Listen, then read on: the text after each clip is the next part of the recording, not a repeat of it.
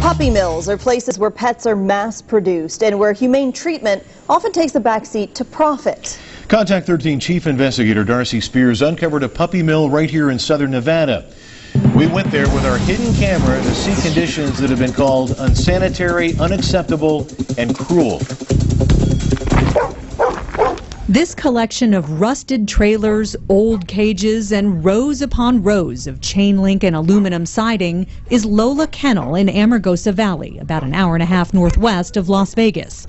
LOLAA stands for Little Old Lady and Animals. Okay. 63-year-old Linda Lee Smith is that self-described little old lady. Hello? When Contact 13 arrived at LOLAA Kennel with our hidden camera, we were greeted by an overwhelming odor and the sound of hundreds of barking dogs.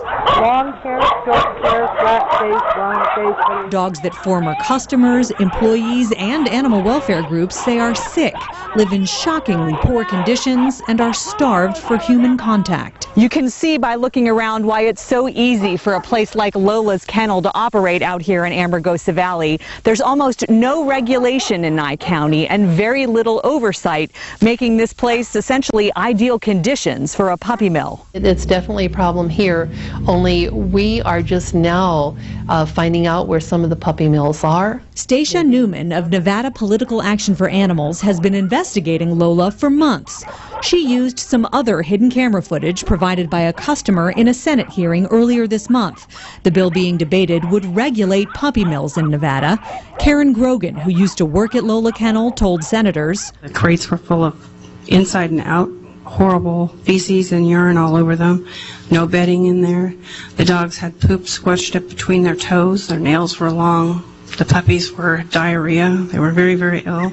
When we went out with our hidden camera, we found dirty, matted dogs, their drinking water green with algae, living in pens with mounds of feces so old they looked like rocks. You're seeing it at your worst now because my cleaner will be here in the morning. But the hidden camera video shown to the Senate was taken back in December. You can see the snow on the ground.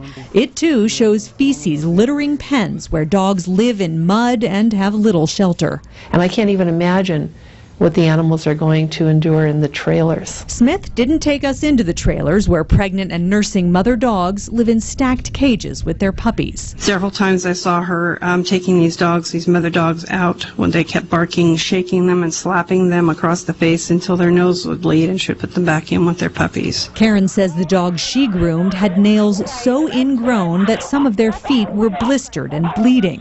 Others had coats matted to the skin. There is no love in raising dogs this way, and this is not the way it was meant to be. Others at the Senate hearing relayed even more disturbing information. 2 employees witnessed her selling dogs for dog fighting, and Linda Smith knew about this. Senators were told of a worse fate for dogs Smith couldn't sell as puppies. She cages them up, she shoots them and dumps them into holes. Authorities are now aware of that, as well as the conditions at LOLAA Kennel. The week of the Senate hearing, Nye County Animal Control charged Linda Smith with 10 counts of animal cruelty. Linda, we want to talk to you about what's going on here. Will you please come out? We just want your side of the story. She goes inside the bus where she lives on the property and doesn't come back out. I spoke to Linda Smith on the phone, and she told me we're not welcome on her property. She said she didn't want to do an on-camera interview and didn't want us out there taking any video either. In fact, she said if we came on the property, she would call the cops on us. When I asked her about the charges of animal cruelty, she said it's none of our business, and it's just between her and animal control. But she did claim that she lets the mother dogs out of the trailers 3 times a day, that she's building new kennels, and that she's cleaning the place up. She claims conditions there got bad because she got sick. But there's another issue. Listen to this. So it was possibly $400 for the beagle. Negotiable.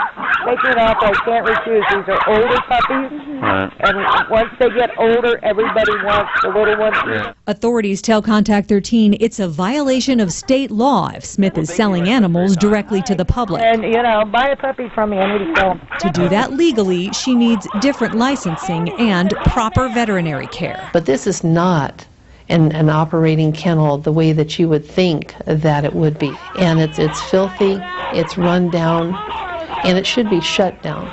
Smith has to appear in Beatty Justice Court on May 17th to answer the animal cruelty charges. She faces possible shutdown if she hasn't cleaned up her act to authority satisfaction. But Animal Control says a shutdown would come with a cost the county may not be able to bear. In that case, we're told Best Friends Animal Sanctuary has volunteered to rescue all of the animals. Darcy Spears, Channel 13, Action News. Nevada does have a history with puppy mills. One was shut down in Pahrump in 2005, where a woman faced 68 counts of animal cruelty. Another in Elko dates back to the early 90s, where conditions got so bad, some dogs turned to cannibalism to survive. As for the Senate bill that would regulate commercial breeding facilities, including the 27 kennels currently licensed in Nye County, it cleared the Senate earlier this week and is now in front of the Assembly.